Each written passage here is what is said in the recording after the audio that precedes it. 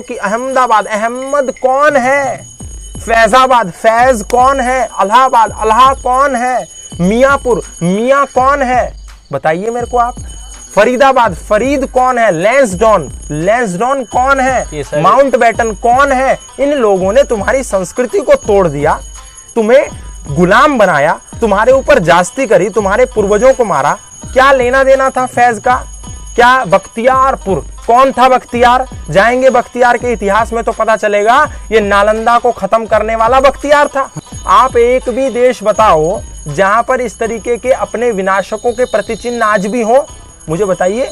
जिसने तुम्हारी शिक्षा व्यवस्था को जीरो कर दिया। और क्यों करा मालूम है आपको? जानकर के आप आश्चर्य करने लगेंगे।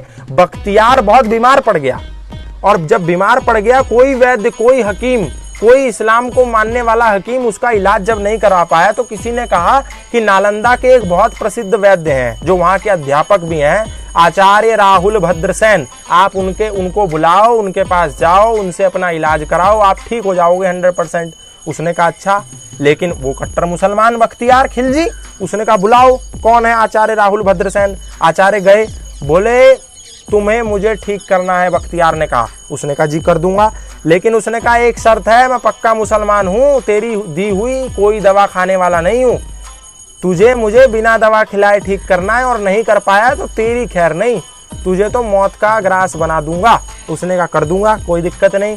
बख्तियार को कह दिया, कमिटमेंट कर दिया आचार्य राहुल भद्रसेन ने। उसने कहा ये कुरान ले लो, और कुरान को इतने पन्ने रोज पलटने हैं तुमको, मतलब इतने पन्ने रोज पढ़ने हैं।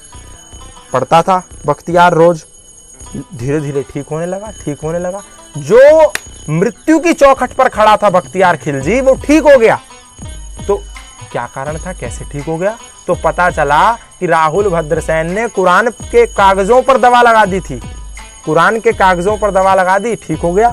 उसने कहा इतनी तगड़ी विद्या भारत के सनातन धर्मियों के पास कि मेरा कोई हकीम ठीक नहीं कर पाया, इस्लाम को मानने वाला, ये आयुर्वेद के पुजारी कैसे ठीक कर गए? बुलाओ उसको, मारा, और वहां से आकर के पूरा नालंदा विश्वविद्यालय खत्म कर दिया। उससे पहले भी 2 बार आक्रमण हुए थे अलग अलग लोगों के, लेकिन नालंदा फिर खड़ा हो गया था। लेकिन उसने ऐसा आक्रमण किया कि 90 लाख पुस्तकें थी वहां की पुस्तकालय में, सबको जला दिया, सबको मार दिया, सबको खत्म कर दिया। और आज दुर्भाग्य यह है कि हमारे बीच वो महान विश्वविद्यालय नालंदा नहीं है जहां पर दुनिया के लोग आते थे पढ़ने के लिए और बाहर जाकर के सनातन धर्म का प्रचार करते थे। और उन लोगों के नाम पर यदि हमारे भारत में बख्तियारपुर नाम का शहर है तो हमें मर जाना चाहिए, इससे बेहतर कुछ नहीं हो सकता। और उसके बाद भी लोग कहें कि बख्तियारपुर को दूसरा नाम देने से क्या होगा, अहमदाबाद को दूसरा नाम देने से क्या होगा, अकबर रोड को दूसरा नाम देने से क्या होगा, फैजाबाद को दूसरा नाम देने से क्या होगा। तो मैं उन लोगों को कहूंगा थोड़ा पढ़ लें कि ये लोग कौन थे, कौन था शाहजहां, कौन था मुराद, कौन था औरंगजेब, कौन था हुमायूं, कौन था अकबर। क्या महाराणा प्रताप आज नहीं रो रहे होंगे?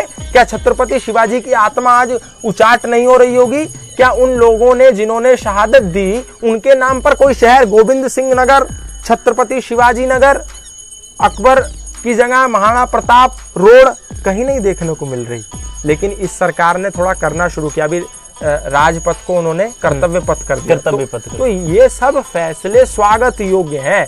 अपने गुलामियों की निशानियों को खत्म करो, हटाओ, नहीं तो आने वाला समय फिर ऐसा होगा। ये सही कर रहे हैं जो कर रहे हैं। दूसरा